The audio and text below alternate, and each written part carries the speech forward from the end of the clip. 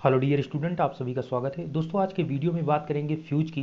पिछले वीडियो में भी हमने फ्यूज से रिलेटेड बात की थी। जैसा कि हमने बताया था कि फ्यूज आपका टू टाइप्स का हमने देखा था, राउंड टाइप फ्यूज और किट कैट टाइप फ्यूज। तो ये दोनों फ्यूज में हमने आपको बताया था कि चाहे राउंड टाइप हो या फिर किट कैट फ्यूज हो, इन दोनों फ्यूज में है क्या कि हम इसमें वायर को, अगर इसमें जो फ्यूज हम जो वायर को लगा कर रखते हैं, उसको क्या होता है कि अगर वो उड़ जाता है, उड़ने का मतलब पिघल जाता है हाई करंट आने पर। आपको पता है कि फ्यूज हम सेफ्टी के लिए लगाते हैं। जैसे ये 60 एम्पियर का है, ये आपका 30 एम्पियर का, 30 एम्पियर का है, ये 15 एम्पियर का है। तो फ्यूज को हम जब लगा रहे हैं, जब बोर्ड में आप देखते हैं साइड में हम लगा देते हैं तो हाई करंट आता है। तो ये फ्यूज बहुत ज़्यादा करंट आने पर फ्यूज ऑटोमेटिक उड़ जाता है। उड़ने का मतलब वो फ्यूज वायर जो है, जो इसमें लगाया जाता है, फ्यूज वायर आप लगाते हैं, कापर का आप लगा देते हैं, एल्यूमिनियम का लगा देते हैं। तो वैसे ज़्यादातर आप देखेंगे कापर को जो आपने लगा के रखा है तो वो फ्यूज वायर उड़ जाता है। ऐसा क्यों हो रहा है? क्योंकि हाई करंट आ रही।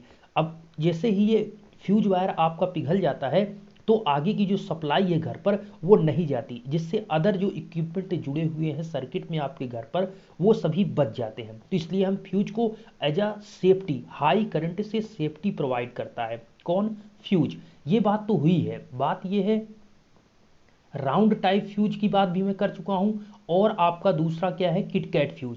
और kit kat fuse, round type fuse में हमने ये बताया कि इसमें जो आपका वायर है इसको आप बदल सकते हैं, अर्थात इसमें जो आपने वायर को लगाया जाता है, अर्थात जो पिघल जाता है वायर, उसको हम दोबारा से लगा सकते हैं। लेकिन आज की वीडियो में बात करेंगे कारतूस टाइप फ्यूज, जिसे आप कॉर्टेज टाइप फ्यूज कहते हैं। तो कारतूस टाइप फ्यूज कैसे दिखता है? तो कारतूस नाम जैसे है वैसे दिखता भी है, अर्थात यू एज अ कारतूस की तरह दिखता है। और इसे कारतूस की तरह बनाया भी जाता है, इसलिए हम इसे कारतूस टाइप फ्यूज कहते हैं। सारी चीजें डिटेल में समझेंगे। ये एक इंपॉर्टेंट आपका फ्यूज है, ये आपका ज्यादा पूछा जाता है। अब सुनिएगा, कारतूस टाइप फ्यूज में आप देख रहे हैं ये आपका एक पार्ट है, ठीक है। ये आपका शीशे का बना होता है और इसके ऊपर में एक मेटल ऊपर लगा है और दूसरा मेटल नीचे। इसके अंदर यहाँ पर जो ये आपका है, इसके अंदर हमारा मटेरियल होता है जिसे हम फिलर मटेरियल कहते हैं, जो कि चूर्ण अवस्था था, पाउडर अवस्था में इसके अंदर भरा होता है। ये समझिए जैसे कि आप कारतूस देखते हैं, तो कारतूस जब हम बनाते हैं तो उसमें क्या है कि उसमें भी हम उसका जो मटेरियल है कारतूस बनाते समय, जिससे वो अपना वर्क करता है, तो कारतूस में क्या होता है, वो पाउडर भरा जाता है, वो मसाला उसमें भरकर हम दोनों साइड से उसको बंद करते हैं। तो सेम उसी प्रकार ये कह रहे हैं कि कारतूस की तरह इसको भी हम बना रहे हैं, इसलिए इसे हम कारतूस टाइप फ्यूज कहते हैं। और दिख भी रहा कारतूस टाइप, इसलिए हम इसे कारतूस टाइप फ्यूज कहते हैं। बात तो नाम वाली बात हो चुकी है। अब यहाँ पर एक इसका एचआरसी भी फ्यूज भी इसे कहते हैं। वो क्या है? तो एचआरसी फ्यूज, जिसे हाई रिप्ट्यूरिंग कैपेसिटी फ्यूज कहते हैं, ये इसी कार्टेज अर्थात कारतूस टाइप फ्यूज का ही एक टाइप होता है। उसको भी मैं आपको मेंशन करूंगा। अब यहाँ पर मैं आपको बता दूं कि इसमें थोड़ा थोड़ा मैं पॉइंट को डिस्कस करता हूँ। जैसे कारतूस फ्यूज में विद्युत रोधी पदार्थ पोर्सलिन टाइल या शीशे से बनी बेलनाकार पोली नली होती है। मतलब ये जो आपका बना हुआ है, ये जो आप पार्ट देख रहे हैं, ये जो पार्ट आपका सीसी टाइप आपको ये दिख रहा है, ये आपका पोर्सलिन का बना है या फिर आपके शीशे का बेलनाकार आकार में बना हुआ है, जिसे हम कारतूस कहते हैं। इसमें होता क्या है कि इसमें फ्यूज तार और पूरक पदार्थ का चूर्ण भरा होता है। तो इसमें फ्यूज वायर की आवश्यकता होगी, साथ में फिलर मटेरियल, पूरक पदार्थ भरा होता है। अभी मैं इसका फिगर भी आपको बिल्कुल क्लियर में दिखाना चाहूंगा, जिससे और भी अच्छे से समझ में आ जाएगा। अब होता क्या है कि हम इसमें जो पूरक पदार्थ है और इसमें फ्यूज वायर है, उसको दोनों को इसमें अंदर भरने के बाद हम दोनों के साइड से, जैसे कि इसमें देख सकते हैं, दोनों के साइड से मेटल कैप का यूज करते हैं, अर्थात मेटल को दोनों तरफ से लगा के लॉक कर देते हैं। अब यहां पर जैसे देख सकते हैं, देखिए, मेटल कैप द्वारा पूर्ण रूप से बंद कर दिए जाते हैं। इसमें प्रयुक्त पूरक पदार्थ बोले तो फिलर मटेरियल क्वार्ट्ज सेंड होता है। मतलब अगर आपसे कहा जाए कि वो फिलर मटेरियल क्या है, फिलर मटेरियल क्या भरा गया है, तो वो क्वार्ट्ज भरा होता है। क्या है? क्वार्ट्ज। इस फ्यूज की आकृति एक कारतूस जैसी होती है, इसलिए इसे कारतूस टाइप फ्यूज कहते हैं। या दूसरा हम ये कह सकते हैं कि इसका निर्माण भी कारतूस की तरह ही कारतूस की तरह ही जैसे इसमें हम मसाले को भरते हैं, उसी प्रकार से इसमें फिलर मटेरियल को भरकर हम इसको बनाते हैं, तो इसीलिए इसे हम कारतूस टाइप फ्यूज कहते हैं। इन फ्यूजों की बाह्य सतह पर सूचक वृत्त इंडेक्स सर्किल होता है। ये करता क्या है इंडेक्स सर्किल, अभी मैं आपको दिखाता हूं। तो इंडेक्स सर्किल जो है, जो सामान्य अवस्था में जब फ्यूज स्वस्थ होता है तो स्वच्छ और पारदर्शी होता है, परंतु असामान्य अवस्था में जब फ्यूज अवयव पिघल कर क्षय हो जाता है अर्थात गिर जाता है, तो उस कंडीशन में यही सूचक वृत्त अर्थात इंडेक्स सर्किल गंदा और काला धब्बा सा प्रतीत होता है। इसका मतलब मैं आपको बताता हूं। देखिए पहले यहां पर ध्यान से देखिए, ये आपका है HRC fuse, sorry HRC fuse तो आगे हम बात कर रहे हैं, मतलब इसी का टाइप ही है, मतलब ये है एक कारतूस टाइप फ्यूज, आप ध्यान से देख रहे हैं।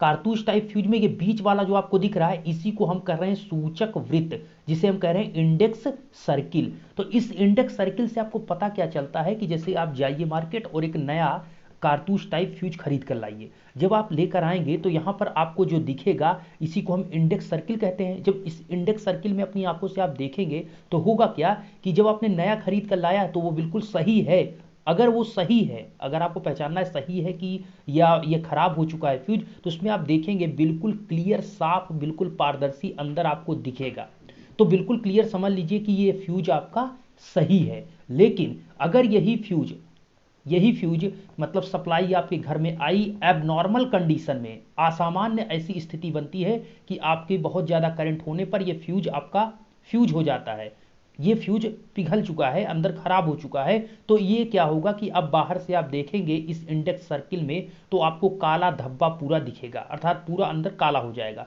साफ अब पारदर्शी पहले की तरह नहीं दिखेगा। तो इससे तो आप पहचान सकते हैं कि आपका जो कारतूस टाइप फ्यूज है वो है सही या नहीं। ओके, तो ये क्लियर हो गया। तो इंडेक्स सर्किल किस लिए लगाया गया, इंडेक्स सर्किल हम इसमें से देख सकते हैं कि सही है या खराब हो चुका। अगर अर्थात ये बंद कर दिया जाता तो हमें कैसा पता चलता कि ये सही है या खराब हो चुका है ना। तो इंडेक्स सर्किल के माध्यम से आप देख पाएंगे, अगर बिल्कुल क्लियर साफ दिख रहा है तो इसका मतलब ये फ्यूज सही है। अगर थोड़ा सा भी आपको यहां पर दिख रहा है कि काला धब्बा जैसा आपको उसमें दिखा प्रतीत हुआ, तो ये मान लीजिए कि आपका फ्यूज खराब हो चुका है।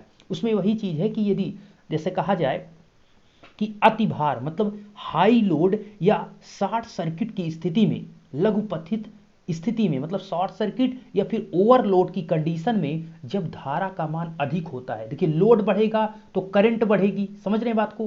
करंट कैसे बढ़ता है, जब लोड बढ़ता है तो करंट बढ़ जाती है, या फिर शॉर्ट सर्किट की स्थिति होगी तो उस केस में शॉर्ट सर्किट होगा, दो वायर आपस में टच हो रहे हैं, शॉर्ट सर्किट हो रहे हैं, तो उस केस में भी क्या होगा, करंट बढ़ जाएगी। तो जब भी ऐसी कंडीशन होगी जब धारा का मान अधिक बढ़ेगा, तब फ्यूज वायर में उत्पादित ताप मतलब इस फार्मूले आई स्क्वायर आर टी से हम पता कर पाते हैं कि अगर हमारी करंट बढ़ रही है अर्थात इसमें करंट फ्लो हो रही है इस कंडक्टर के अंदर, तो इस कंडक्टर में कितना ये टेम्परेचर प्रोड्यूस करेगा। तो फार्मूला है आई स्क्वायर आर टी, आई है करंट, उस करंट कंडक्टर में अर्थात चालक में कितनी करंट फ्लो हो रही है, उस कंडक्टर का रेजिस्टेंस क्या है और टाइमिंग क्या है, कितने टाइम तक उसमें करंट फ्लो होती है। तो आई स्क्वायर आर टी से आप पता कर पाएंगे कितना टेम्परेचर बना।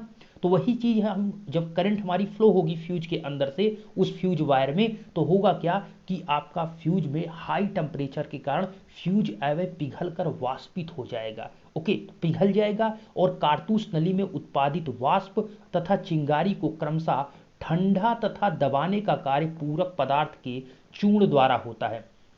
मतलब अब जब हाई करंट उसमें बनेगी और वो पिघलेगा तो इससे क्या होगा, उसमें जो स्पार्किंग उठेगी आपके फ्यूज में, तो उसको कौन कौन खत्म करेगा स्पार्किंग को, क्योंकि फ्यूज वायर तो पिघल चुका है, फ्यूज तो खराब हो चुका है, लेकिन उस फ्यूज वायर के अंदर जो चिंगारी बनी है उसको खत्म कौन करेगा। तो उसके लिए इसी के लिए हमने पूरक पदार्थ अर्थात फिलर मटेरियल जो क्वार्ट्ज हमने भरा है उसके अंदर इसीलिए भर के रखा है कि जब चिंगारी होगी तो ये चिंगारी को कौन खत्म करेगा, फिलर मटेरियल। तो इस प्रकार फ्यूज अवयव दोष अवस्था में भंग होकर शून्य धारा प्रवाह को प्राप्त होता है। तो सिंपल सा ये कह रहे हैं कि जब हाई करंट बनेगी तो फ्यूज आपका उड़ जाएगा, फ्यूज जब उड़ेगा मतलब उसके अंदर बहुत ज़्यादा टेम्परेचर हो जाएगा फ्यूज के अंदर, तो ये सारा टेम्परेचर या उसके अंदर जो चिंगारी उठेगी उस चिंगारी को उस आर को कौन खत्म किया, फिलर मटेरियल। और अब आप वायर जो था अंदर उसके फ्यूज के वो अब टूट चुका है तो उसके कारण पिघल चुका है, तो अब कोई करंट आगे नहीं जाएगी, तो करंट क्या हो गया, जीरो। तो जो आपके घर में लगा हुआ है फ्यूज अब ये जो कार्टेज टाइप फ्यूज है, कारतूस टाइप फ्यूज है, अब कोई करंट अब आपके घर के इक्विपमेंट में कहीं पर सप्लाई नहीं जाएगी। तो इससे क्या होगा कि आप जो हाई करंट थी उससे सभी इक्विपमेंट बच गए। इसीलिए हम फ्यूज को लगाते हैं कि हमारे जो अदर इक्विपमेंट है वो बच सकें, फ्यूज ही उड़े। अगर फ्यूज उड़ गया तो हमारा बहुत कम का घाटा हुआ। अर्थात अगर वही फ्यूज अगर हम नहीं यूज कर रहे हैं तो इसका मतलब है कि अगर घर में बहुत ज़्यादा सप्लाई आ जाती है तो घर के सारे इक्विपमेंट सभी उड़ जाएंगे, है ना। इसीलिए हम फ्यूज लगा कर रखते हैं। आप देखेंगे फ्यूज, बड़े बड़े फ्यूज आपको देखने को मिलेंगे इस प्रकार से। 3 फेज की अगर मोटर्स आप देखते हैं वहाँ चलाते हैं तो वहाँ पर फ्यूज इस प्रकार से लगे होते हैं, ठीक है। उसमें दोनों साइड में वायर को लगा कर रखा जाता है, ठीक है। इस प्रकार से ऐसे लगाया जाता है। वो किट कैट टाइप फ्यूज होता है उसमें, लेकिन किट कैट टाइप फ्यूज आप देख पाएंगे। घर में भी आप देखेंगे कि किट कैट टाइप फ्यूज आपको ज़्यादातर देखने को मिलेगा। अच्छा, हम इसे जो कारतूस टाइप फ्यूज है इसे हम HRC कारतूस टाइप फ्यूज क्यों कहते हैं। HRC का फुल फॉर्म है, यहाँ पर आप जैसा देख सकते हैं, हाई रिफ्यूरिंग कैपेसिटी टाइप कारतूस फ्यूज। अर्थात जो HRC फ्यूज जिसे आप कहते हैं, HRC फ्यूज ये कारतूस टाइप फ्यूज का एक टाइप है। मतलब ये इनके इसी कारतूस फ्यूज का एक टाइप है। कौन? HRC टाइप फ्यूज, ठीक है। देख, जैसा आप पढ़ भी सकते हैं कि HRC हाई रिफ्यूरिंग कैपेसिटी टाइप कारतूस फ्यूज। तो इसका ऐसा फ्यूज है, मतलब अगर आपसे कहा जाए कि ये कारतूस फ्यूज तो है लेकिन कौन सा, तो आप कहेंगे HRC कारतूस टाइप फ्यूज, ठीक है। अच्छा, HRC का मतलब यहां पर हाई रिफ्यूरिंग कैपेसिटी का मतलब हाई विदारण क्षमता, हाई विदारण क्षमता। अब हाई विदारण क्षमता क्या होता है ये आगे समझते हैं। यहां पर आप फिगर ध्यान से समझ सकते हैं, ये वाला आप जो देख रहे हैं इसी की बात मैं अभी तक कर रहा था। अभी तक आप ऐसे सिंपली आप देख रहे थे, इस प्रकार बना हुआ था। अब ये बिल्कुल अंदर का पार्ट आपको दिखाया गया है। इसमें देखिए ये वाले जो लास्ट वाले पॉइंट हैं, यही आपके घर पे जो भी है इक्विपमेंट, उसमें अगर आप यहां से हाथ से पकड़कर इसको दोनों को सेट कर देंगे बोर्ड में, तो क्या होगा, ये बिल्कुल सेट हो चुका है, ठीक है। ये दोनों पॉइंट आपके सप्लाई से कनेक्ट होते हैं, ये दोनों पॉइंट लास्ट वाले। अच्छा, इसके अंदर क्या क्या भरे हैं ध्यान से देखिए। इसके अंदर देखिए, यहां पर जो अभी हमने आपको बताया वही चीज सेम है।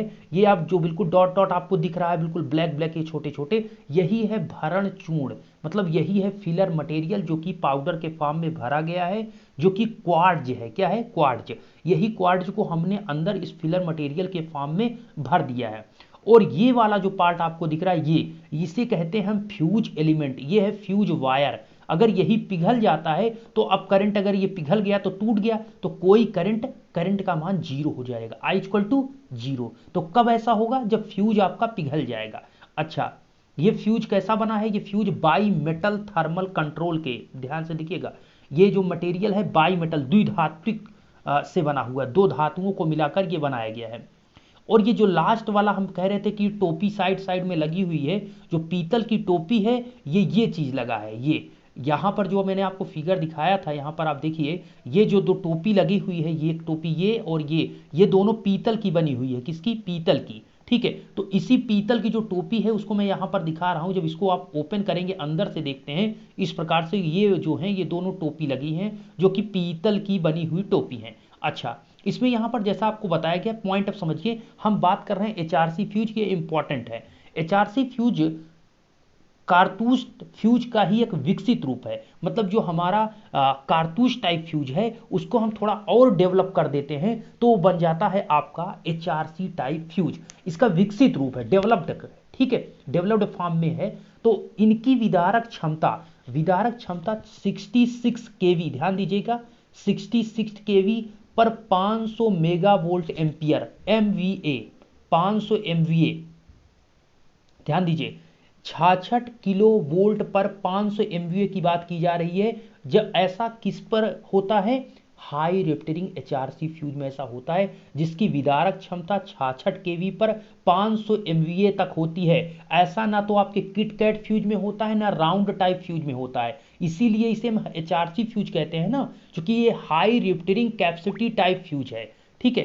तो यहां पर क्या हुआ कि इसकी विदारक क्षमता, ये पॉइंट याद रखिएगा, इसकी विदारक क्षमता अर्थात रिफ्यूरिंग कैपेसिटी। अब विदारक क्षमता क्या होती है ये भी मैं आपको बताता हूं कि इसकी जो 66 केवी पर ये 500 MVA तक होती है। ये है 66 केवी, क्या है, एक वोल्टेज है, ये आपका क्या है, एमवीए एक पावर है, 500 एमवीए, मेगा वोल्ट एम्पियर। इसलिए इसे हम कारतूस टाइप हाई विदारक क्षमता वाला फ्यूज कहते हैं।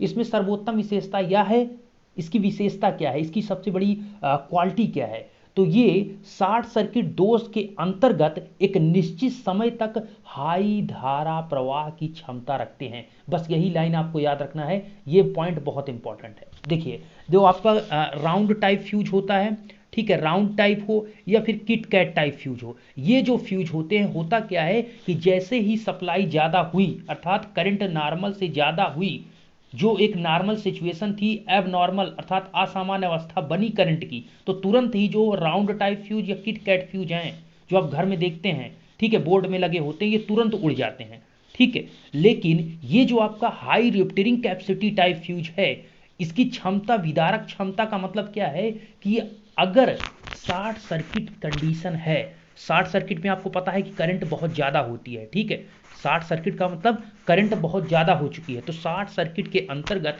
एक निश्चित समय तक उच्चतम मतलब हाई करंट प्रवाह की कैपेसिटी रखती है, क्षमता रखती है। तो अगर मतलब ये है कि जो करंट है, जो नॉर्मल आप राउंड टाइप फ्यूज या किट कैट फ्यूज देखते हैं, ये सब में करंट जैसे ही होगी तुरंत ये उड़ जाएगा। लेकिन ये फ्यूज को होने में, इसको फ्यूज होने में समय लगेगा, एक निश्चित समय तक, मतलब एक टाइम तक, कुछ इसका समय होगा, कुछ सेकंड तक अपने को रोक कर ये रखेगा, ठीक है, मतलब तुरंत ये फ्यूज होने वाला नहीं है। तो ये सबसे बड़ी इसकी क्वालिटी है, हाई रिफ्टेरिंग कैपेसिटी का मतलब यही है कि यह शॉर्ट सर्किट की स्थिति में भी एक निश्चित समय तक हाई करंट प्रवाह की क्षमता रखता है। मतलब इस जो आपका फ्यूज है, ये हाई रिफ्टेरिंग एचआरसी फ्यूज, इसमें से हाई करंट कुछ समय के लिए फ्लो होगी, ओके। तो यही चीज इसकी क्वालिटी सबसे अच्छी है। तो यदि एक निश्चित समय के अंतर्गत शॉर्ट सर्किट दोष स्वतः क्लियर हो जाए तो फ्यूज पिघल कर नष्ट नहीं होता। अच्छा, ऐसा क्यों है? तो सबसे इंपॉर्टेंट ये है दोस्तों, आप सिंपल सोचिए कि अगर आपकी 1 एम्पियर करंट फ्लो हो रही थी, तो ये नॉर्मल, हम मानते हैं कि 1 एम्पियर पर आपकी नॉर्मल करंट, हम इसको कह सकते हैं। अगर ये 1 एम्पियर पर नॉर्मल करंट है तो सिंपल सी बात है कि जो आपका फ्यूज है उस पर कोई दिक्कत नहीं। अब यही करंट हम कहते हैं 100 एम्पियर हो गई, तो अब मान लेते हैं कि 100 एम्पियर एक एब नॉर्मल कंडीशन, असामान्य स्थिति बन चुकी है। अर्थात अगर शॉर्ट सर्किट होता है तो जो 1 एम्पियर था, अब आपके फ्यूज से 100 एम्पियर की करंट फ्लो होने लगी। तो आपका फ्यूज अगर यहीं पर राउंड टाइप या किट कैट फ्यूज होता तो विद इन सेकेंड, मतलब तुरंत का तुरंत वो पिघल जाता। लेकिन यहीं पर जो हाई रिफ्टेरिंग एचआरसी कारतूस टाइप फ्यूज है, ये आपका कुछ समय लेगा, कुछ सेकंड मतलब लेगा पिघलने में। अगर आपका फॉल्ट क्षणिक है, मतलब कुछ सेकंड के अंतर्गत वो फॉल्ट, बहुत ज़्यादा करंट हुआ और तुरंत वो सही हो जाता है, मतलब जैसे ही 1 एम्पियर से 100 एम्पियर हुआ था, वो तुरंत ही 100 से 1 एम्पियर पुनः हो जाता है, तो क्या होगा, ये फ्यूज बच जाएगा। क्यों? क्योंकि उस समय में ये फ्यूज हाई करंट को अपने में फ्लो करा लिया। अगर वो जो करंट इसके फ्यूज से फ्लो हो गई, आप मेरी बात को समझ रहे हैं, मतलब उस टाइम के अंतर्गत अगर ये फ्यूज यहीं पर किट कैट या फिर राउंड होता तो वो तो बहुत तुरंत उड़ जाता। तो आपका जब 100 से 1 एम्पियर होता तब तक तो उड़ चुका होता। लेकिन एचआरसी की यही क्वालिटी है कि 1 एम्पियर से, मैं मान रहा हूं कि 1 से 100 एम्पियर जब जाएगा तो ये फ्यूज में करंट फ्लो हुआ, और ये क्षणिक में मानता हूं कि बहुत कम समय के लिए हुआ है ये फॉल्ट, बहुत कम समय के लिए करंट बढ़ी है। तो 100 से तुरंत जैसे 1 एम्पियर हुआ तो ये नॉर्मल हो गया फिर से। तो वही चीज है कि आपका जो एचआरसी टाइप फ्यूज है, उस फ्यूज की ये क्वालिटी है कि ये एक निश्चित समय तक उच्चतम धारा प्रवाह करने की क्षमता रखता है। यदि एक निश्चित समय के अंतर्गत शॉर्ट सर्किट दोष स्वतः, मतलब कोई वहां पर क्या हुआ, 1 से जैसे 100 एम्पियर हुआ और विद इन सेकंड कह दिए, और कम समय में ये तुरंत अपना 100 से 1 एम्पियर फिर हो गया। मैं एग्जांपल ले रहा हूं, 1 से 100, 100 से 1, ठीक है, आप कुछ भी उसको समझ सकते हैं। तो मतलब हाई करंट से तुरंत नॉर्मल करंट में जैसे ही गया तो फिर से क्या हुआ, मतलब वो फ्यूज आपका बच गया। तो यही चीज पे क्वालिटी है। तो फ्यूज पिघल कर नष्ट नहीं होता, तो फ्यूज आपका बच जाता है। तो ये सबसे बड़ी इसकी क्वालिटी है। उम्मीद करता हूं मेरी बात को आप समझ चुके होंगे मैं कहना क्या चाहता हूं। परंतु यदि दोष फॉल्ट नहीं होता। अच्छा, यदि जो फॉल्ट है क्लियर नहीं होता तो फ्यूज पिघलकर नष्ट हो जाएगा। मतलब अब जो भाई लेकिन पिघलेगा भी, इसका मतलब ये नहीं कि हमने एचआरसी फ्यूज का मतलब ये है कि वो आपका जो लगे हुए इक्विपमेंट है उसको बचाना है। तो ऐसा नहीं है कि अब आपका फ्यूज का बहुत बड़ा 1 घंटा आधा घंटे ऐसे रुका रहेगा, ऐसा नहीं है। जब आपका फ्यूज होगा उसका एक निश्चित समय होगा, अगर उस निश्चित समय के बाद, जैसे मैंने माना कि 1 से 100 एम्पियर जैसे करंट हुई थी, अगर मैं मानता हूं कि 2 सेकंड अगर लेता हूं, तो अगर जैसे ही करंट बढ़ी और इसी 2 सेकंड के अंतर्गत फिर आपकी 100 से 1 एम्पियर करंट हो गई, तो क्या हुआ, ये इसका जो खराब होने का मतलब इसके पिघलने का जो टाइमिंग था वो 2 सेकंड था, और 2 सेकंड के अंदर ही वो 100 एम्पियर से 1 एम्पियर करंट ऑलरेडी हो चुकी है, तो ये आपका फ्यूज बच गया। लेकिन अगर ये 2 एम्पियर को 2 सेकंड को क्रॉस कर गया, मतलब जो आपकी हाई करंट 1 से 100 एम्पियर हुई थी वो 2 सेकंड से ज्यादा देर तक फ्लो होने लगा, इसमें 2 से जैसे ही ज्यादा होगा तुरंत ये फ्यूज आपका पिघल जाएगा, ये फ्यूज एलिमेंट पिघल जाएगा, अर्थात अब आपका फ्यूज खराब हो चुका है, अब फ्यूज बिल्कुल ये खत्म हो चुका। क्यों? क्योंकि अब उसका जो टाइम था, जब तक उसकी क्षमता थी उससे ज्यादा समय तक जो नॉर्मल करंट थी उससे ज्यादा करंट फ्लो हो रही है। एक निश्चित समय से ज्यादा जब वो नॉर्मल से ज्यादा करंट फ्लो होगी उस एलिमेंट के थ्रू, तो फ्यूज एलिमेंट उड़ जाएगा। वही चीज है कि एक निश्चित समय तक उच्चतम धारा प्रवाह की क्षमता रखते हैं, उच्चतम धारा मतलब हाई करंट प्रवाह की क्षमता रखते हैं। यदि एक निश्चित समय के अंतर्गत शॉर्ट सर्किट दोष स्वतः मतलब खुद से ही क्लियर हो जाते हैं तो फ्यूज पिघल कर नष्ट नहीं होता। परंतु अगर ऐसा नहीं होगा, अर्थात फॉल्ट क्लियर नहीं होता है, तो फ्यूज पिघल कर नष्ट हो जाएगा, अर्थात फ्यूज खराब हो गया। इस प्रकार परिपथ में धारा का मान शून्य हो जाएगा। अब भाई सिंपल सी बात आप समझ लीजिए कि फ्यूज पिघला का मतलब फ्यूज खत्म हो गया, अब फ्यूज एलिमेंट से कोई करंट नहीं फ्लो रही, तो करंट जीरो हो गया। अब जो उससे सर्किट आगे लगी हुई है उसमें कोई करंट नहीं जाएगी, तो वही चीज इसमें कहा गया। तो यह फ्यूज विद्युत रोधी पदार्थ कांच या किसी अन्य तापरोधी रासायनिक यौगिक पदार्थ की बेलनाकार, तो यह विद्युत रोधी पदार्थ कांच या किसी अन्य तापरोधी रासायनिक पदार्थ से बना होता है। इसमें यह भी है कि जिसमें धारावाहक फ्यूज एवं, अब इसमें क्या क्या इसमें जो लगाया गया है वो किस मटेरियल का बना है इसको भी यहां पर मेंशन कर रहे हैं। देखिए, जिसमें धारावाहक फ्यूज अयवे चांदी के तार के साथ, ध्यान से सुनिएगा, जिसमें धारावाहक फ्यूज अयवे चांदी तार के साथ भरण फिलर मटेरियल का चूर्ण चारों तरफ खाली स्थान में भरा होता है। कहने का मतलब कहानी ये चल रही है कि ये जो आपका वायर आपने यूज किया है इसके चारों तरफ, ये आप पूरा देख रहे हैं यहां पर चारों तरफ, इस वायर के चारों तरफ में, जैसे आप देखते हैं कि कोई रास्ता बनता है या फिर कहीं पर ऐसा बनाना है कि ये नाली को डाल दिया गया, ठीक है, कोई पाइप इसको डाल दिया गया, फिर उसके चारों तरफ मसाले को भर दिया गया, उसके चारों तरफ मसाले को भर दिया गया। सेम उसी प्रकार से ये फ्यूज वायर आपका है, इस फ्यूज वायर के चारों तरफ क्या भर दिया गया, फिलर मटेरियल, जो कि क्वार्ट्ज के रूप में हम फिलर मटेरियल का यूज कर रहे हैं। ठीक है, फिलर मटेरियल किसका यूज कर रहे हैं हम, क्वार्ट्ज को यूज कर रहे हैं, तो वही चीज इसमें कहा गया। तो जिसमें धारावाहक फ्यूज अयवय चांदी के तार के साथ, तो ये चांदी का तार होता है, ध्यान दीजिएगा, चांदी के तार के साथ फिलर मटेरियल को चारों तरफ हम खाली स्थान में भर देते हैं, और नली के दोनों सिरे पीतल के सुदृढ़ टोपियों से पूर्ण रूकेण एयर टाइट सील किया जाता है। मतलब दोनों तरफ पीतल की टोपी को लगाकर हमने इस प्रकार से रखा हुआ है, ठीक है, और बीच में पूरा ये फिलर मटेरियल और बीच में एक आपका ये तार है जो कि आपका फ्यूज एलिमेंट है। अच्छा, इसी प्रकार से आपको यह है कि इसमें प्रोसेस क्या है, अर्थात उसके गलन मतलब उसके फ्यूज होने का प्रोसेस क्या है। तो पहला एक होगा pre arcing operation. Pre arcing का मतलब है कि इसमें चांदी के तार का पिघलना कार्य होगा, मतलब जो हमने फ्यूज एलिमेंट यूज किया है चांदी का वो पिघलेगा। और ये भाई साहब चांदी का वायर यूज कर रहे हैं, तो सिंपल सा आपको यहां पर क्लियर हो गया कि ये महंगा होगा। बात क्लियर है, क्योंकि चांदी का वायर यूज कर रहे हैं ना, तो चांदी तो महंगी है ना, कॉपर से या फिर लोहे से या फिर एल्यूमिनियम से, लोहे की बात अलग है, मतलब हमारे कहने का मतलब कॉपर या एल्यूमिनियम से तो ये महंगा है। तो यहां पर चांदी के तार का यूज करेंगे किसके रूप में, फ्यूज एलिमेंट के रूप में। ये पहला होगा प्री आर्किंग ऑपरेशन, पूर्व आर्कन प्रक्रिया। तो आर्क होने से पहले की प्रक्रिया मैं बता रहा हूं, मतलब चिंगारी उठने से पहले क्या होगा कि जो चांदी का तार है उसके पिघलने का कार्य शुरू होगा, वो पिघलेगा। इसके बाद क्या होगा, आर्किंग ऑपरेशन। अब प्री आर्किंग के पहले अब इसमें आर्क अर्थात चिंगारी उत्पन्न होगी, चिंगारी बनेगी। तो इसमें चांदी के तार का वाष्पीकरण हो जाता है और फ्यूज के अंदर सिरों के बीच आर्क बढ़ने लगता है। तो ध्यान से सुनिएगा, होगा क्या कि जो चांदी का वायर यूज आपने किया है वो फ्यूज एलिमेंट क्या होगा, अब पिघल चुका। मतलब आर्किंग ऑपरेशन में मतलब वो चांदी का तार वाष्पीकरण हो रहा है, उसका पिघल रहा है, वाष्पित हो रहा है। जब करंट आपकी ज्यादा हुआ तो वो क्या हो रहा है, वाष्पित हो रहा है। और वाष्पित जब होगा तो फ्यूज के अंदर सिरों के बीच, फ्यूज के अंदर सिरों के बीच आर्क बढ़ने लगता है, अर्थात यहां पर अब चिंगारी उठने लगी।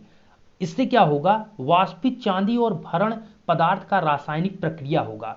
इसमें मतलब यहां पर इनका कहने का मतलब है कि फ्यूजन हो जाता है। इसका मतलब क्या है कि हमारा जो हमने वाष्पित चांदी है, जो चांदी का वायर आपने यूज किया है फ्यूज एलिमेंट के रूप में, ये वाष्पित होगा और किसके अंदर है, ये पूरा बंद है, खुला नहीं है, पूरा बंद है, इसी के अंदर वाष्पित होगा। और हमने साथ में उसमें फिलर मटेरियल क्वार्ट्ज भर के रखा है। तो इनके बीच में, दोनों के बीच में केमिकल रिएक्शन होती है और इस केमिकल रिएक्शन के अनुसार, इसी केमिकल रिएक्शन के अनुसार होगा क्या, आर्कन का दबाना, सप्रेशन ऑफ आर्किंग।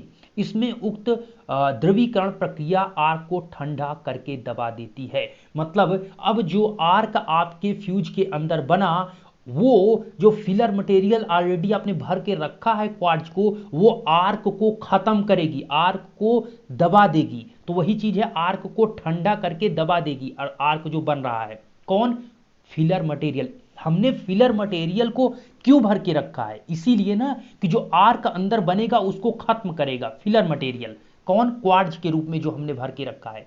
तो विद्युत परिपथ में जब शॉर्ट सर्किट प्रदोष उत्पन्न होता है, बोले तो कोई जब शॉर्ट सर्किट होता है तो आपको पता है कि शॉर्ट सर्किट में सबसे ज्यादा करंट होती है, करंट का मान तुरंत बढ़ता है। तो शॉर्ट सर्किट की स्थिति में धारा का मान बढ़ने लगता है और फ्यूज के अंदर जो उत्पादित ऊष्मा है, जनरेटेड, डेवलप्ड जनरेटेड हीट है, अर्थात आई स्क्वायर आर टी, ये क्या होगा, T is the time, I is the current, R is the resistance of the element. जो आपका फ्यूज एलिमेंट है उसका रेजिस्टेंस, साथ में उसमें बहने वाली करंट जो कि हाई करंट फ्लो हो रही है, ठीक है, कौन सी, फॉल्ट करंट। फॉल्ट करंट आपको पता है, शॉर्ट सर्किट करंट जो फ्लो हो रही है वो बहुत ज्यादा है।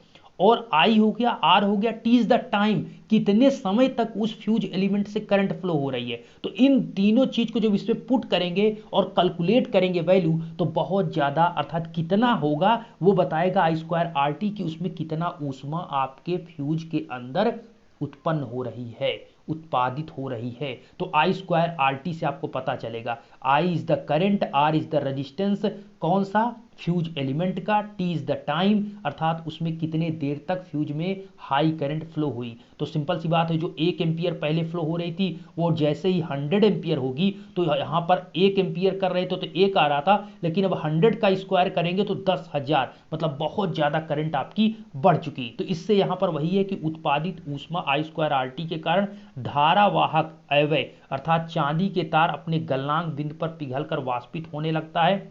तो वही चीज जो हमने अभी ऊपर जस्ट आपको बताया कि जैसे ही करंट आपकी क्या होगा, उसमें जो फ्यूज एलिमेंट है उसमें फ्लो होगा, तो वो जो चांदी का तार है, गलनांक बिंदु, आपको पता है गलनांक बिंदु का क्या मतलब है, मेल्टिंग पॉइंट का क्या मतलब है, कोई भी मटेरियल कब पिघलता है, उसका जो भी मेल्टिंग पॉइंट है, गलनांक बिंदु है, उस बिंदु तक जाने के बाद जैसे ही उसका टेम्परेचर उस बिंदु तक जाएगा वो तुरंत पिघल जाएगा। तो जो भी चांदी का मेल्टिंग पॉइंट है उस पर जैसे ही मेल्टिंग पॉइंट तक वैल्यू पहुंचेगा, टेम्परेचर पहुंचेगा, ठीक है, एक बॉइलिंग पॉइंट होता है, एक मेल्टिंग पॉइंट होता है, ठीक है। मेल्टिंग पॉइंट, गलनांक बिंदु आपके क्वथनांक से ज्यादा होता है, क्योंकि क्वथनांक में तो केवल मतलब जो क्वथनांक होता है, क्वथनांक जो होता है उसमें तो आपका सिंपल सा उबलना होता है, लेकिन जो गलनांक है, एक मिनट समझिएगा, मैंने कुछ उल्टा बोल दिया क्या, मुझे ऐसा लग रहा है, ठीक है। एक मेल्टिंग पॉइंट है, एक बॉइलिंग पॉइंट है, ठीक है। एक मेल्टिंग पॉइंट होता है, किसी भी जैसे मटेरियल आप देखते हैं तो एक मेल्टिंग पॉइंट होगा और एक बॉइलिंग पॉइंट होता है, फ्रीजिंग पॉइंट भी होता है, तो बॉइलिंग पॉइंट होता है।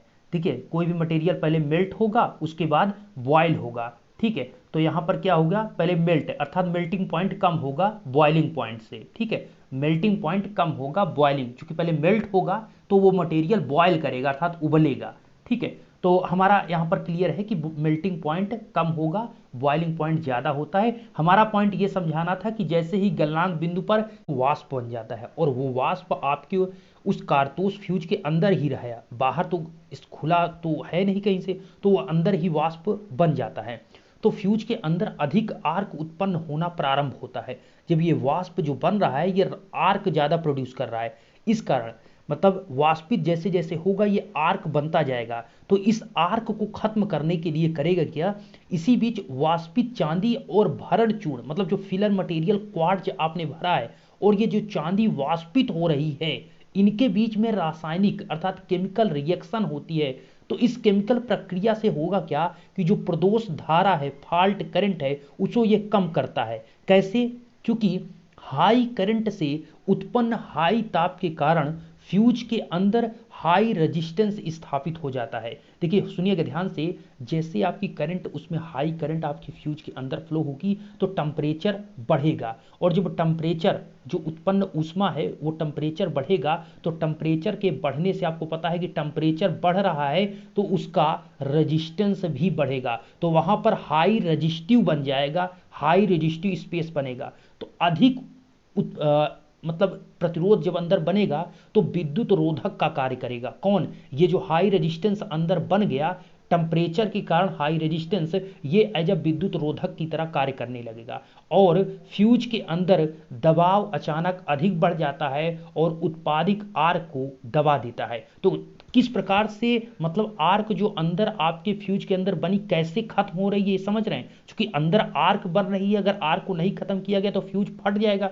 तो उसको आर्क को फ्यूज तो मतलब जो एलिमेंट है वो तो पिघल गया, लेकिन जो पिघला उसके कारण जो आर्क बन रही है उसको कैसे खत्म किया जाए। तो जो आर्क बनी है उसको हम फिलर मटेरियल और आर्क जो वाष्पित चांदी है और फिलर मटेरियल जो क्वार्ट्ज भरा है, इन दोनों के बीच केमिकल रिएक्शन प्रोसेस होने के बाद आपका होता क्या है कि जो अंदर जो प्रोसेस होगा उसके कारण क्या होगा, पहली बात तो हाई करंट हुआ था, तो हाई करंट क्या, टेम्परेचर उसका हाई है, तो टेम्परेचर हाई है तो अंदर रजिस्टिव मटेरियल बन गया, मतलब टेम्परेचर बढ़ने से रेजिस्टेंस अंदर स्थापित है, हाई रेजिस्टेंस। इसके कारण सिंपल सा रेजिस्टेंस का मतलब सिंपल सी बात है वो करंट को रोकेगा। रेजिस्टेंस अगर ज़्यादा है तो इसका मतलब क्या होगा, सिंपल सी बात है करंट अब कम होगी। ठीक है, हाई रेजिस्टेंस का मतलब करंट कम हो जाएगी, तो इसके कारण विद्युत रोधक का कार्य करेगा। तो फ्यूज के अंदर जो आपका हाई करंट था वो कम हो रहा है, तो अब जो आर्क बन रही है वो धीरे धीरे कम हो जाएगी। तो आर्क किस प्रकार से कम हो रही है आपने देखा। इस प्रकार से परिपथ ओपन स्थिति में परिपथ विद्युत परिपथ में धारा का प्रवाह रुक जाता है और धारा का मान शून्य हो जाता है। और विभिन्न निर्धारण क्षमता के लिए आपको कुछ फिगर भी आप देख सकते हैं, जैसा मैं आपको भी दिखाता हूं। तो पॉइंट ये क्लियर है कि किस प्रकार से आपका जो आर्क बन रहा है वो ऑटोमेटिक उस फिलर मटेरियल के माध्यम से उस आर्क को खत्म किया जा रहा है। ठीक है, चूंकि हाई रेजिस्टेंस स्पेस अंदर बनता है जो आपके आर्क को खत्म करता है। देखिए इसमें एक एग्जांपल के तौर पर यह दिया गया है, जैसे carbon tetrachloride type HRC type fuse. ठीक है, मतलब एचआरसी कारतूस टाइप फ्यूज में कार्बन टेट्राक्लोराइड के माध्यम से बनाया गया। ये भी आपसे पूछ सकते हैं, थोड़ा इसके बारे में आप पढ़ सकते हैं कार्बन टेट्राक्लोराइड के बारे में। ठीक है, वैसे आपको ज़्यादातर वही पूछा जाएगा कि एचआरसी फ्यूज के बारे में आप हमें बताइए कि एचआरसी फ्यूज कैसे होता है उसके बारे में। ठीक है, तो एचआरसी फ्यूज के एडवांटेज क्या है इसको देख लेते हैं, क्या इसके कुछ डिसएडवांटेज भी होंगे तो उसको भी देख लेंगे। एडवांटेज में पहला इसका है, इसकी जो लाभ है, हाई वोल्टेज पर समान क्षमता की प्रोटेक्टिव डिवाइस की अपेक्षा एचआरसी फ्यूज एक सस्ती रक्षण युक्ति है। अच्छा ये सस्ती कह रहे हैं, चलिए देख लेते हैं अभी कैसी बात, ये सस्ती की बात हो रही। हो सकता है कि डिसएडवांटेज में कुछ बात कही गई हो, क्योंकि इसमें तो ऐसा बताया गया है कि फिलर जो आपका एलिमेंट है वो तो चांदी का यूज किया जा रहा है। तो इसमें हाई, पहला इसका एडवांटेज ये है कि हाई वोल्टेज पर समान क्षमता की प्रोटेक्टिव डिवाइस की अपेक्षा एचआरसी फ्यूज एक सस्ती प्रोटेक्शन डिवाइस है। मतलब इसको कह रहे हैं कि ये एक प्रोटेक्शन के लिए, ठीक है, हाई वोल्टेज पर ध्यान दीजिएगा, लो वोल्टेज की बात नहीं हो रही है, मतलब हाई वोल्टेज पर इसी समान क्षमता के अगर अदर जो प्रोटेक्टिव डिवाइस हैं उसकी उसकी तुलना में एचआरसी फ्यूज आपकी उसी वोल्टेज उसी क्षमता की आपकी कम पैसे में अर्थात सस्ती है, चीप है, सस्ती है। ठीक है। अच्छा, इसकी अनुरक्षण कीमत लगभग नगण्य है, मतलब मेंटेनेंस कास्ट इसकी शून्य है। बिल्कुल सिंपल सी बात है, इसमें कोई मेंटेनेंस तो थोड़ी आएगा। अगर खराब हो जाएगा तो वो निकाल कर, एक बार अगर खराब हो गया तो गया, लेकिन बीच में इसमें कोई मेंटेनेंस की जरूरत नहीं पड़ती है। तो इसमें मेंटेनेंस क्या है, नेग्लेजिबल है। मेंटेनेंस का मतलब उसको बीच में कहीं सही करना, ये ऐसा नहीं होता है। अगर खराब हो गया तो खराब हो गया, अगर सही है तो चलेगा। ठीक है, तो मेंटेनेंस कास्ट जीरो है। यह एक रिलायबल रक्षण युक्ति है, विश्वसनीय है, मतलब अपने में एक अच्छी आपकी प्रोटेक्टिव डिवाइस है एचआरसी फ्यूज। एचआरसी फ्यूज की समय उपरांत ऑक्सीकृत होकर क्षय होने की संभावना नहीं है। मतलब ये ऑक्सीडाइज का मतलब ये है कि बिल्कुल ये लॉक्ड होती है। इसीलिए तो यहाँ पर आप पोर्सलिन मतलब कि आप कांच का यूज करते हैं और दोनों तरफ से मेटल को लगाकर बिल्कुल लॉक करके रखते हैं। कोई भी बाहर से एयर को ये नहीं ले रहा, ऑक्सीडाइज ऑक्सीकृत नहीं होता है। अगर ये ऑक्सीकृत होगा तो संभावना है कि ये खराब हो जाएगा, लेकिन एचआरसी फ्यूज बिल्कुल लॉक होता है, किसी प्रकार का अंदर से बाहर हवा आने जाने वाली नहीं है। तो इसलिए क्या होता है, ये ऑक्सीडाइज नहीं होता, रखने पर खराब नहीं होता। और नेक्स्ट पॉइंट है कि इसकी समय धारा अर्थात करंट टाइम कैरेक्टरिस्टिक एक दूसरे के इनवर्स होती है। फ्यूज इनवर्स का मतलब समझिएगा, करंट टाइम कैरेक्टरिस्टिक्स, करंट का और टाइम का जो कैरेक्टरिस्टिक्स है वो क्या होगा, इनवर्सली होता है। कैसे, देखिए, यह है फ्यूज का गलन काल, मतलब फ्यूज का जो कह सकते हैं कि फ्यूज का मेल्टिंग टाइम जो है, फ्यूज का मेल्टिंग टाइम टी और फ्यूज का गलन धारा आई, हम गलन धारा को मेल्टिंग का मतलब आईएम कह देते हैं, मेल्टिंग करंट, और इसको टीएम कह देते हैं, मेल्टिंग टाइम। तो मेल्टिंग टाइम और मेल्टिंग करंट एक दूसरे के इनवर्सली प्रोपोर्शनल होते हैं। इसका मतलब यह है कि अगर आपका टाइम बढ़ेगा तो आपकी करंट यहां पर कम हो रही है, और अगर करंट बढ़ेगी तो टाइम आपका कम होगा। कुल मिलाकर यहां पर यह है कि जो टाइम है और करंट है एक दूसरे के इनवर्सली प्रोपोर्शनल है। इतना पॉइंट को याद रखिए, और इसके बारे में मैंने आपको ऑलरेडी इसमें मेंशन किया था, अगर आपने ध्यान से समझा होगा तो। ये शॉर्ट सर्किट फॉल्ट की स्थिति में निम्न धारा प्रवाह के अतिरिक्त उच्च धारा प्रवाह क्षमता भी रखते हैं। वही चीज मैंने जो आपको कहा था कि ये कुछ एक निश्चित समय तक अपने से हाई करंट को अपने से फ्लो करा सकते हैं, लेकिन और फ्यूज में ऐसी मतलब खूबी नहीं है, क्वालिटी नहीं है। इसी में एचआरसी फ्यूज में ही, इसीलिए इसे हम हाई रिफ्टेरिंग कैपेसिटी का वाला फ्यूज कहते हैं। ठीक है, मतलब उच्च विदारण क्षमता वाला फ्यूज। क्यों? क्योंकि कुछ समय तक अपने, एक निश्चित समय तक अपने में से एक हाई करंट को फ्लो करा सकता है। अदर फ्यूज में थोड़ा सा भी करंट हाई हुई नॉर्मल करंट से तुरंत उड़ जाएगा। ठीक है, इसकी अभिकल्पना अर्थात अभिकल्पना हाई वोल्टेज और हाई क्षमता के लिए की जाती है। तो इसकी जो हम बात करेंगे एचआरसी फ्यूज की, वो हाई वोल्टेज मतलब 66 केवी, ये कोई घर पर आपको नहीं लगाना, 66 केवी। ठीक है, और उच्च क्षमता का मतलब 500 mega volt ampere, 500 mega volt ampere. ठीक है, 66,000 वोल्टेज की बात हो रही है। तो 66 केवी और MVA 500 MVA mega volt ampere high क्षमता के लिए इसका हम यूज करते हैं एचआरसी फ्यूज का। इनका चयन अति सुगम और यथोचित है, मतलब बहुत आसान होता है इसको हम चयन करना।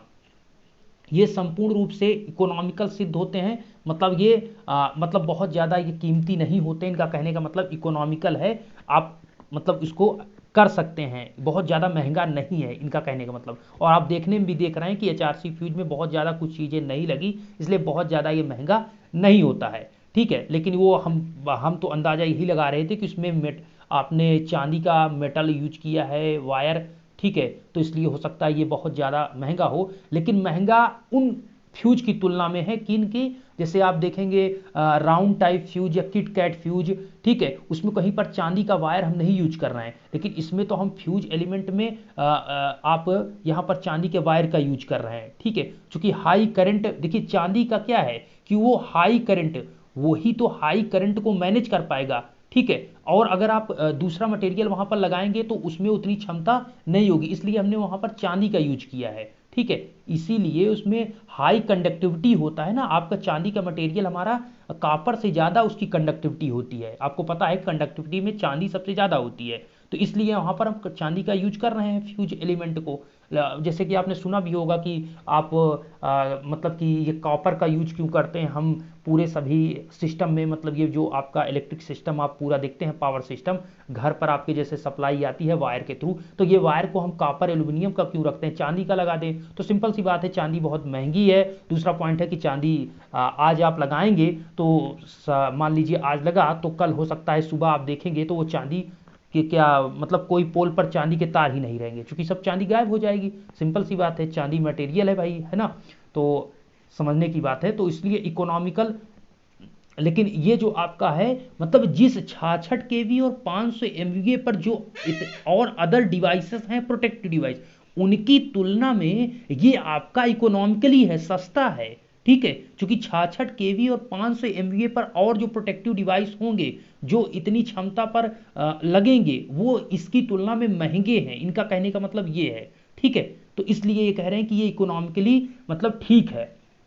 दूसरा पॉइंट है कि ये फ्यूज 2 से 800 एम्पियर तक की धारा के लिए निर्धारित किए जाते हैं। आप देखेंगे जैसे कि किट कैट फ्यूज या फिर आप देखते हैं राउंड टाइप फ्यूज, वो 25 एम्पियर या फिर 15 एम्पियर, जैसा कि अभी हमने ऊपर आपको दिखाया भी था, जैसा कि आप देख भी सकते हैं कि अभी हमने जस्ट आपको बताया था। ये देखिए जैसे कि यहाँ पर 60 एम्पियर, 30 एम्पियर, 15 एम्पियर, ठीक है। घर में देखिए आप 5 एम्पियर 15 एम्पियर के आपको देखने को मिलेंगे। तो ये सभी क्या है, किट कैट टाइप फ्यूज आपको देखने को, kit kat type porcelain fuse होता है, ठीक है। तो वो सभी आपको देखने को मिलते हैं। लेकिन ये जो होते हैं ये 800 एम्पियर तक, कितने 800 एम्पियर तक यहाँ पर आप देख सकते हैं। जैसा कि आप देख सकते हैं कि 2 एम्पियर से 800 एम्पियर तक धारा को धारण करने की क्षमता रखते हैं। और बता दें कि आजकल हाई ब्रेकिंग करंट जो है वो 40 किलो एम्पियर तक के हाई विदारण क्षमता वाले फ्यूज भी प्राप्त होते हैं। मतलब 40,000 एम्पियर, के का मतलब 1000 से होता है, 1000 मतलब 1000 इक्वल टू के, आप के देखते हैं, ठीक है।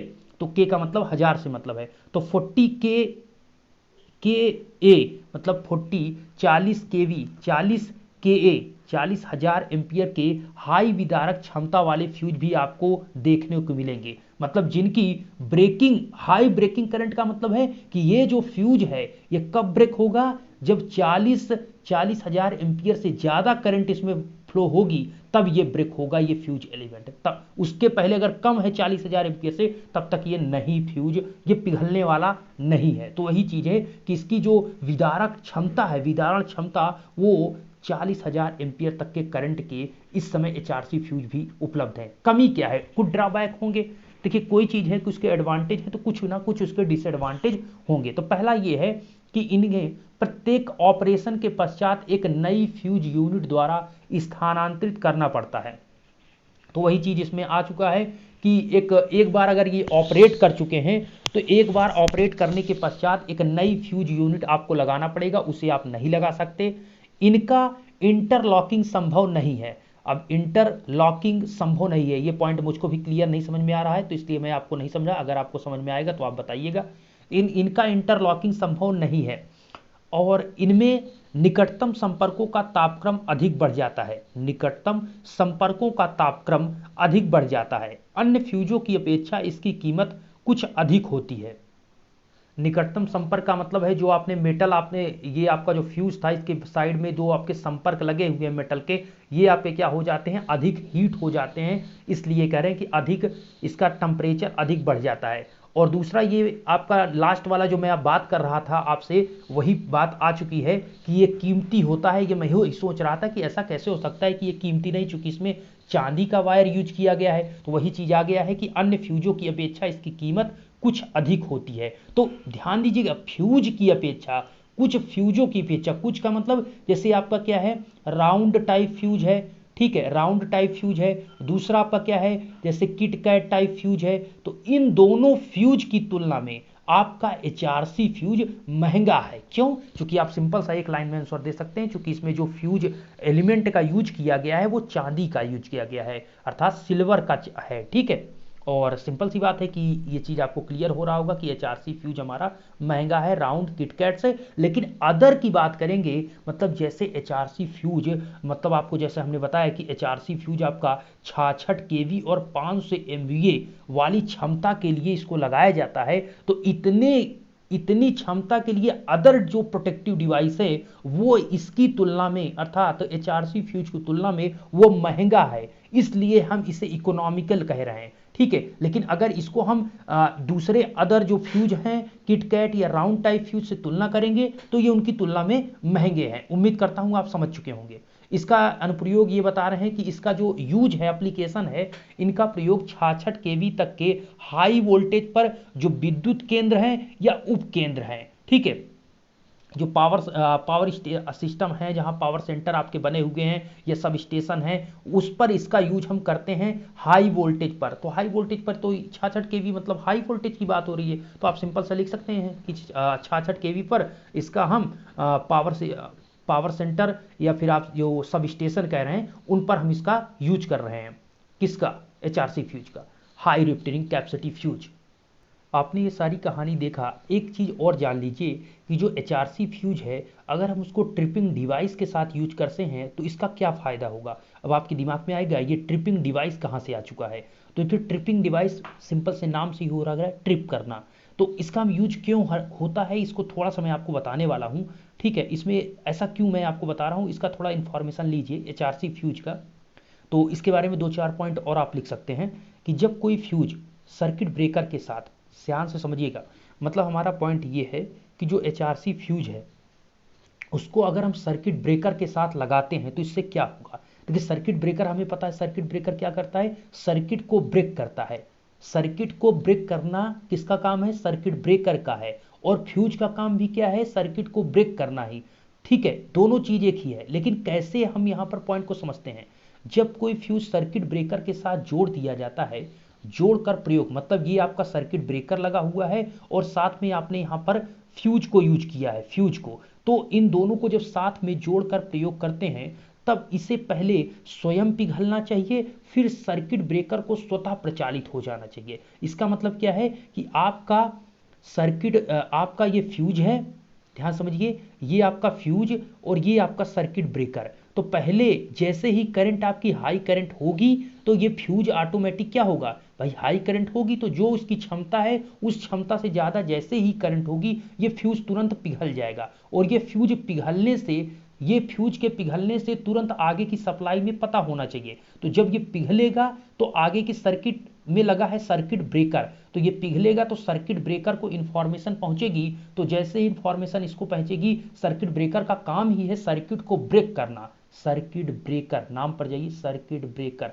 सर्किट को ब्रेक करना। तो ये सर्किट को ब्रेक कर देगा, कौन, सर्किट ब्रेकर, अर्थात अब आगे सप्लाई नहीं जाएगी। तो फ्यूज पिघलेगा पहले, तो वहां पर वही चीज कहा गया कि पहले स्वयं पिघलना चाहिए, तब यह तथा फिर परिपथ जो वियोजक है, सर्किट ब्रेकर है, स्वतः ही प्रचालित हो जाना चाहिए। ऐसा हम कैसे करेंगे, तो इसके लिए हमें करना पड़ेगा ट्रिपिंग युक्ति का प्रयोग, ट्रिपिंग डिवाइस।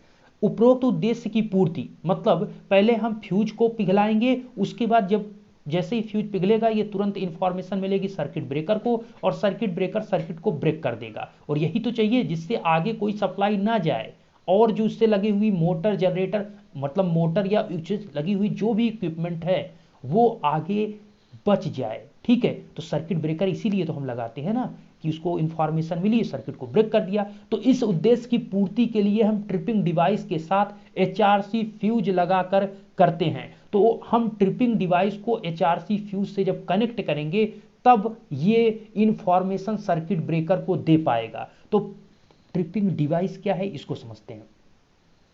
तो फ्यूज का ढांचा जैसा कि पता है कि पोर्सलिन टाइल का बना होता है, जैसे हमने आपको बताया पोर्सलिन का बना है, जिसके चारों ओर धातु की टोपी लगी है, उसके धातु की टोपी लगी है और ये आपका पोर्सलिन का बना है। एक सिरे पर प्लंजर लगा होता है, ध्यान समझिएगा।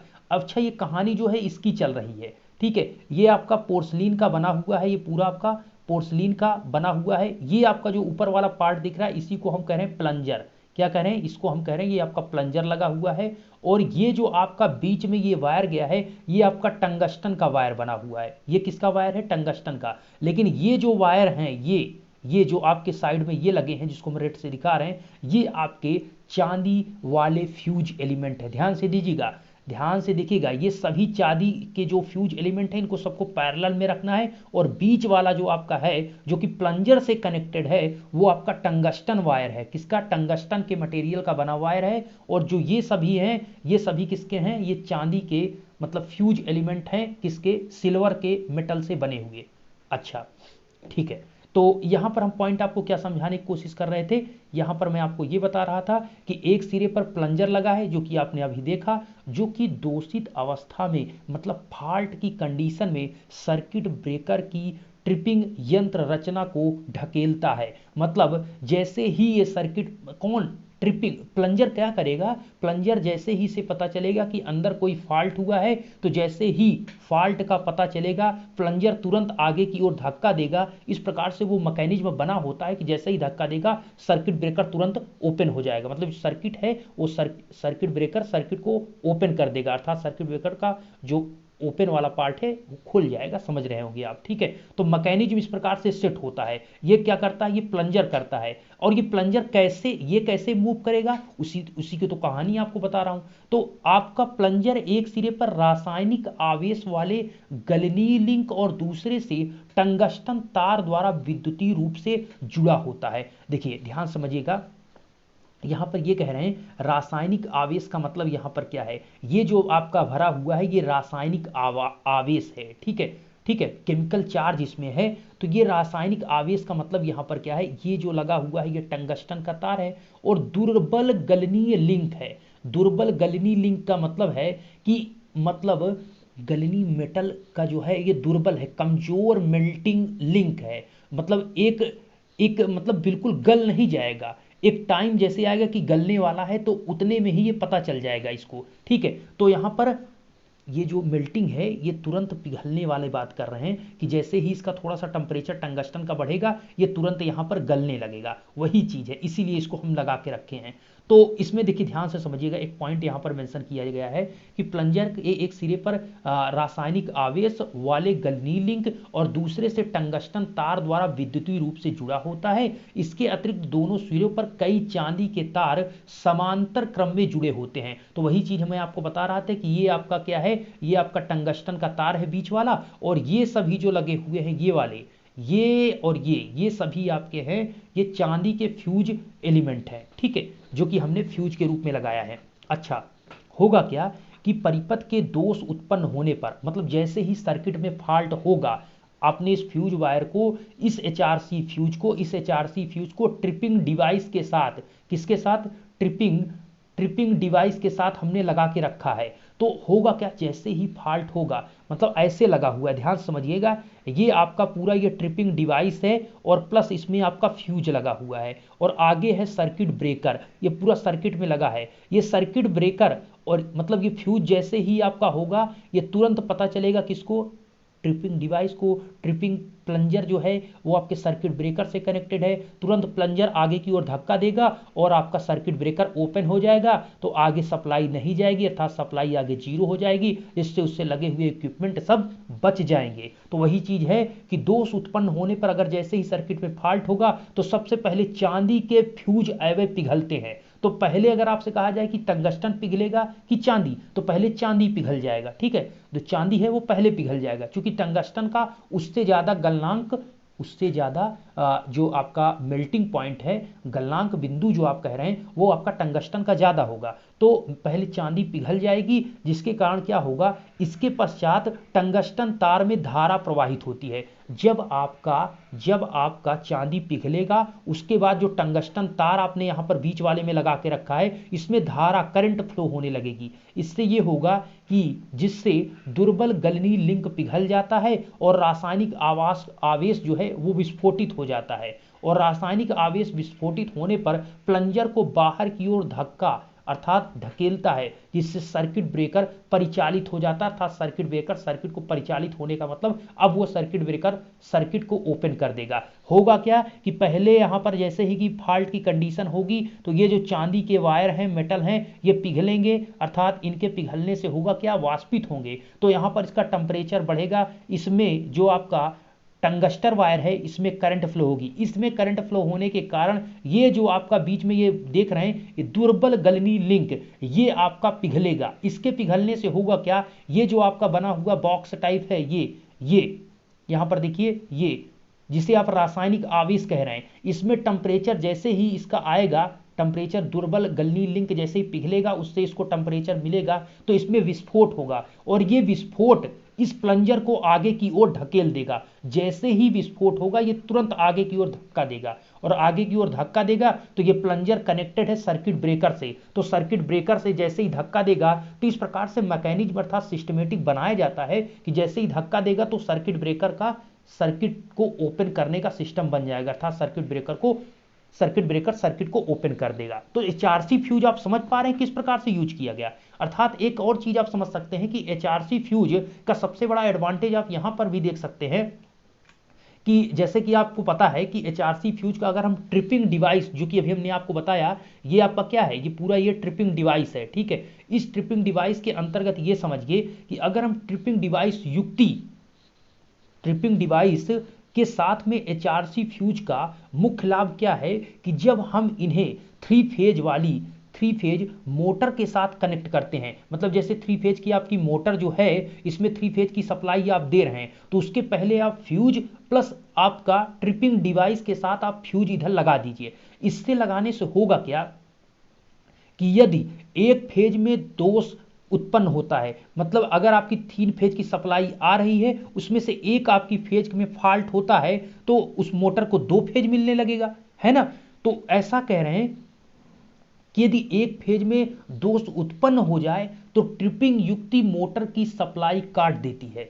ध्यान समझिए, मतलब होगा क्या कि आपकी जो आपकी मोटर है उसके पहले 3 फेज की सप्लाई आ रही है, उसके पहले हमने ट्रिपिंग डिवाइस और प्लस फ्यूज इन दोनों को लगा के आगे रखा है, तो किसी भी वायर में, मतलब एक फेज में नहीं, मतलब 3 फेज में, किसी एक फेज में, 2 फेज में या तीनों फेज में, किसी भी एक फेज में, दोनों तीनों किसी फेज में अगर होता है फॉल्ट, तो तुरंत ये ट्रिपिंग डिवाइस जो फ्यूज के साथ हमने एचआरसी फ्यूज के साथ यूज किया है, ये तुरंत सर्किट को ब्रेक करेगा और इधर आपका मोटर बच जाएगा। लेकिन अगर यहीं पर समझिएगा तो इससे ट्रिपिंग युक्ति मोटर की सप्लाई कट कर देगी और मोटर सुरक्षित बच जाएगी। जबकि अगर केवल आप एचआरसी फ्यूज 3 फेज मोटर के साथ प्रयोग करने पर, ध्यान से समझ लीजिए, अगर आप केवल एचआरसी फ्यूज 3 फेज की मोटर के साथ यदि किसी एक फेज में कोई दोष उत्पन्न होता है, हमारी 3 फेज की मोटर है, उसमें उसको हम चलाने से पहले, मतलब जो सर्किट है उसके पहले हमने एक फ्यूज लगा के रखा है,